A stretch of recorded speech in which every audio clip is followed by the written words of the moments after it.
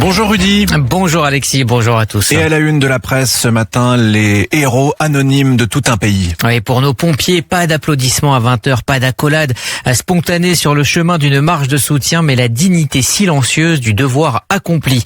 C'est ce qu'écrit Étienne de Montetti dans son édito du Figaro, le quotidien national, qui justement nous propose ce matin de mieux connaître nos soldats du feu.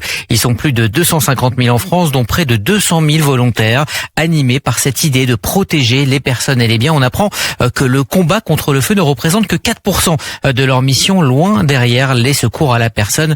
Leurs salaires sont également détaillés et ils sont loin d'être pharaoniques. 1806 € pour un caporal débutant et pas plus de 3800 € pour les hauts gradés comme les commandants. Le pompier volontaire, lui, est dédommagé à l'heure, consacré à sa mission à hauteur de 8,71 € de l'heure pour un sapeur-pompier. Des pompiers, Rudy, qui commencent à ressentir la fatigue. Oui, c'est avec dignité qu'ils s'expriment dans les colonnes de Sud-Ouest. Interrogés par le quotidien régional, ils disent dormir peu mais être portés par l'adrénaline et le sens du devoir. Beaucoup redoutent l'après, quand la pression va retomber.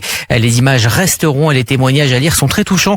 Voir ces maisons ravagées par les flammes et le désarroi des sinistrés risque de les hanter longtemps. C'est ce que dit un psychologue interrogé bien après que les flammes n'aient été vaincues. Les candidats à la présidentielle, de leur côté, regardent la séquence avec une certaine discrétion. Oui, diète médiatique ou technique de la carte postale, eh bien chacun sa philosophie pour attendre le mois de septembre et l'atteindre dans les meilleures conditions. Le JD News s'intéresse donc à l'été des candidats. Il y a ceux qui promettent d'être discrets, comme Marine Le Pen, Édouard Philippe ou même, et c'est rare, Jean-Luc Mélenchon, et puis ceux qui vont continuer à sillonner le pays et nos écrans, comme Gabriel Attal et David Lisnard. Pour savoir quelle est la bonne stratégie à adopter, eh bien l'hebdomadaire est allé voir le maire de La Baule, Franck Louvrier, ex-compagnon de route de Nicolas Sarkozy. Avec 2 étés de campagne à son actif, eh bien il conseille vivement d'occuper le terrain. Pour lui, la période estivale permet aux Français de s'intéresser plus en profondeur aux grands sujets. De son côté, Emmanuel Macron dit ne pas vouloir s'immiscer dans cette campagne. C'est ce que nous apprend le Parisien aujourd'hui en France. Mieux, contrairement aux souhaits de certains de ses compatriotes, le président ne veut pas entendre parler d'adieu, un mot tabou dans les couloirs de l'Élysée.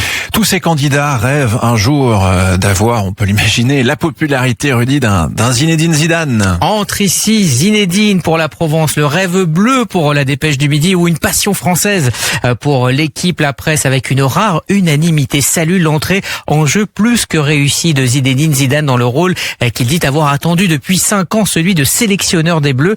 Benjamin Corrès dans Le Parisien aujourd'hui en France souligne un sans faute de celui qu'on a souvent connu discret devant les micros, pour ne pas dire timide, mais qui surprend par sa disponibilité, la longueur de ses réponses et son envie de partage. Le charme a donc agi, chose rare. La conférence de presse s'étant terminée par une salve d'applaudissements. C'est ce que nous rapporte La Provence. Le quotidien marseillais évoque aussi le bonheur des quelques 200 supporters des Bleus massés devant le siège de la Fédération française de football. Hier matin, ils ont eu la joie de recevoir la visite de la légende lors d'un bain de foule qui restera dans les mémoires de fans dont certains n'étaient pas nés un certain soir de juillet 98. C'est le cas de Théo Grévin, d'ailleurs, on parlait de son âge tout à l'heure. Il ne va pas nous le dire, mais... Comment expliquer, Rudy, cet incroyable plébiscite? Alors pour le savoir, le Parisien a interrogé des sociologues ayant travaillé sur ce phénomène Zizou.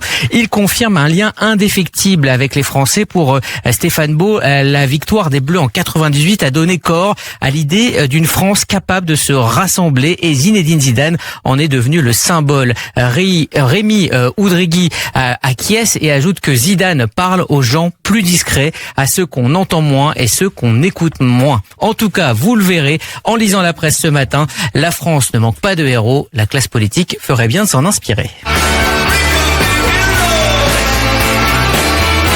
C'est vrai que c'était une belle parenthèse dans cette actualité dramatique, le sourire de Zidane, effectivement. Et oui, c'est vrai, cette timidité, mais à la fois ce franc-parler quand même, on peut le dire. Oui, et puis cet enthousiasme aussi. C'est vrai. Ce bonheur d'être là. Exactement. C'était la revue de presse de Rudy.